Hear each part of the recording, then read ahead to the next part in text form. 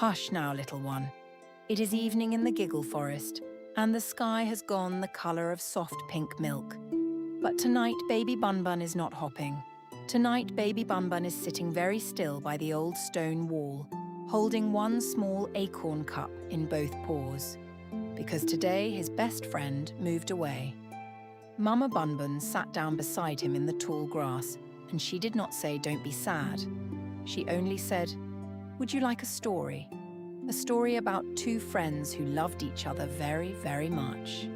And baby Bun-Bun nodded, the tiniest nod in the world. So Mama Bun-Bun began. A long, long time ago, there was a boy named David. David was a shepherd. He slept out under the stars with his sheep, and he sang songs to God on a little harp, and the hills sang them back to him. David was the smallest in his family.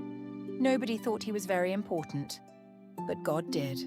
One day, a giant came stomping into the valley, a giant named Goliath. So tall his shadow covered the whole army. Everyone was afraid. Everyone hid. Everyone except one shepherd boy with 5 smooth stones and a very brave heart. And God helped David that day. The giant fell, and the whole kingdom shouted David's name. Now, up on the hill, watching all of this, was a prince. His name was Jonathan. Jonathan was the king's son. He wore a beautiful robe and a sword and a bow. One day he would wear a crown. But when Jonathan looked down at that dusty, tired shepherd boy, he did not think, "He is smaller than me." He thought, "There is my friend." The Bible says something so lovely about that moment. It says Jonathan's soul was knit to David's soul, and he loved him as his own self. Knit together, like 2 threads in one warm blanket. You cannot pull them apart without unraveling them both. So Jonathan did something nobody expected. He took off his beautiful prince's robe, the soft one, the fine one, the one that meant I am the king's son. And he laid it around David's shoulders. Then he gave him his belt, and his bow, and his sword. He gave away the things that made him a prince to a boy who had nothing but a sling and a song. That is what love looks like, little one. Love takes off its own warm coat and puts it on someone else. And there in the quiet, the 2 friends made a promise to each other. A covenant. A promise that said, whatever happens, whatever comes, I am yours and you are mine. Always. They shook on it under a wide and endless sky, and the wind went through the olive trees like a soft amen. But not everybody was happy. King Saul, Jonathan's own father, began to listen to a small, sour voice inside his heart. A jealous voice. Why do they sing for David? Why not for me? And that jealous voice grew, the way a shadow grows long in the evening, until it filled the whole palace. The king began to hate the boy who had saved his kingdom. He even threw his spear at him. David had to run, and Jonathan on poor Jonathan and was caught right in the middle. His father on one side, his dearest friend on the other, his heart pulled in 2 directions like a rope. Do you know what Jonathan chose? He chose love, even though it cost him a crown. Even though it cost him his father's smile, he chose his friend. So the 2 of them made a secret plan. I will find out if my father truly means to harm you, Jonathan said. Hide in the field behind the great stone and wait for me. And how will I know? Asked David. I will come and shoot 3 arrows, said Jonathan. If I call to my servant boy, the arrows are on this side of you, then all is well, and you can come home. But if I say the arrows are beyond you, Jonathan stopped.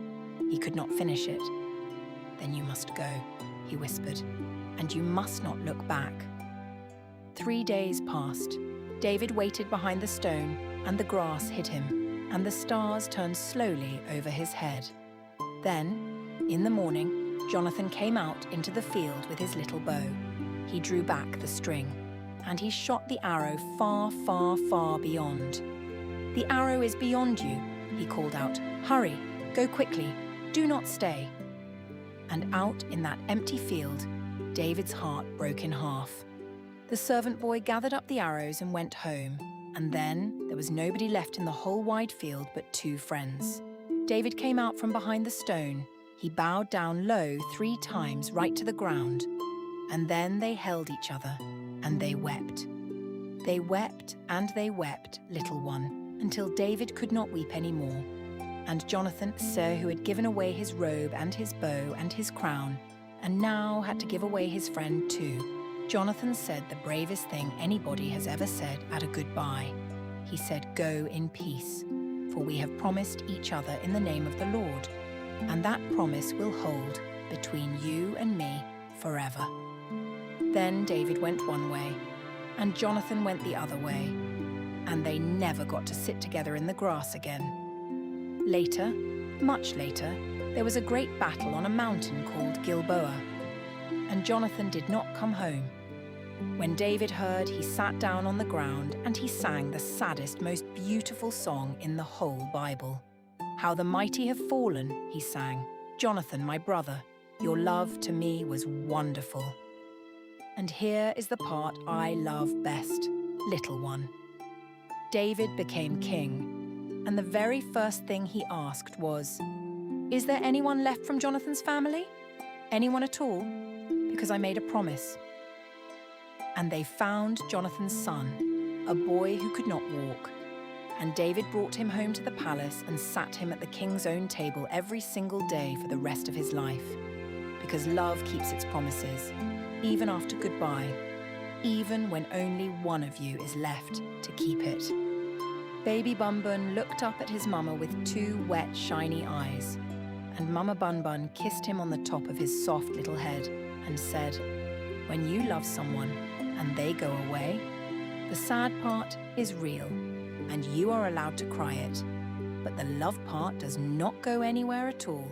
It stays knitted right into you, like a robe somebody laid on your shoulders." Then Baby Bunbun did something small and brave. He took his acorn cup and he set it on the windowsill where the moonlight could find it, a little place saved for a friend who was far away. And the fireflies came out, one by one by one, and the Giggle Forest went to sleep. "Good night, little one. You are so loved